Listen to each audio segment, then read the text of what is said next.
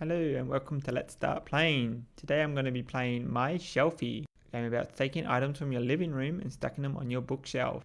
The way we're going to be scoring points is by collecting sets of items in matching colours and completing public gold cards and personal gold cards. So the main way of scoring is to collect sets of matching items that are adjacent to each other on your bookshelf. If you have 3 of the matching coloured item on your shelf, you will get 2 points. 4 you will get 3. 5 you will get 5, on 6 or more you will get 8 points. Adjacency does not include diagonals, so it's either up or to the side, and you'll count each separate group of adjacent items right at the end of the game and score them then.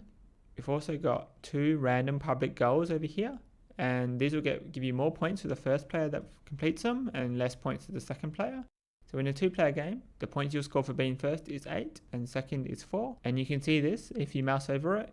In the cardboard box, you can see 8 stacked on top of the 4. So let's have a look at how we score these gold cards. For this one, you need to have 6 groups of 2 of the same item, so the same color. They don't necessarily have to be in the shape depicted in the picture. So make sure when you're playing this to read the full description when you mouse over it, as the picture can sometimes be a little bit confusing. And for this second one, we just need to have 8 of the same item anywhere in our bookshelf. Over here, we also have personal gold cards. For this one, I need to put a cat down in the bottom left-hand corner and match the rest of the colors where they are in position to relation to my bookshelf. You can see there's a faint highlight of where the colors need to be on the bookshelf when I mouse over the personal gold card. If you achieve the colors in the right spots, you'll score equal to the score at the bottom of the card. So if you get 4, you would get 6 points. Just look at the table below the card. There's also 1 bonus point for the person who finishes their bookshelf first, and this will also trigger the end of the game. If you are the first person to finish your bookshelf, you will take 1 point from this box here. So how do you get items onto your bookshelf? You need to interact with this center grid here. This is filled up based on the player count. So these tiles are all filled up for a 2-player game. If it was a 3-player game, these ones with 3 dots would be filled in as well. And if it's a 4-player game, the ones with 4 dots would be filled in as well. When taking from the center, you can only select tiles that have 1 free side. So that's tiles that are not completely surrounded by other items on all 4 sides. You can see these middle ones are slightly grayed out compared to the ones on the outside. And also when you take items, you can only take adjacent items to each other. So if I try to take this cat here, the only one available to me is this one here, because I can't select any of ones that aren't adjacent, and these ones are surrounded by all 4 sides. So on your first turn, at least in a 2-player game, the most you're going to be able to select is 2 tiles, and you can select one and select another one. After you take the tiles, they'll come above your board here, and you'll be asked which row you want to slot them into.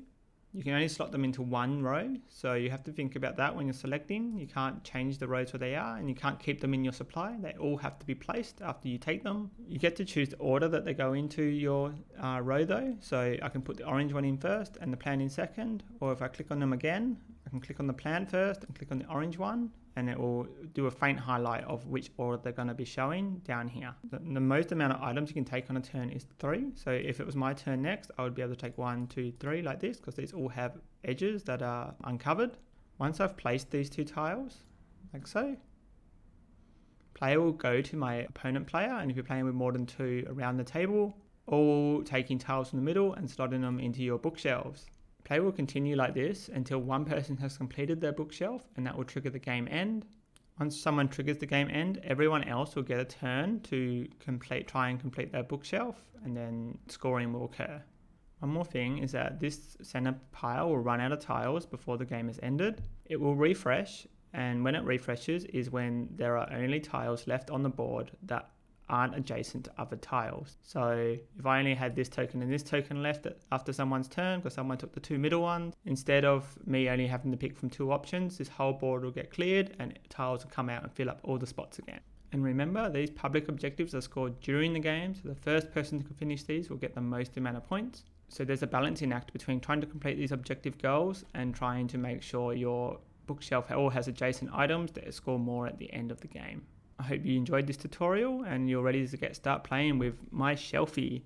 If you like this tutorial, please like and subscribe to Let's Start Playing. It will really go a long way to help me keep making these videos and encourage me to make more. And let me know if you'd like to see some live playthroughs of these games. I'm thinking about, after releasing a tutorial, to release a playthrough of the game as well.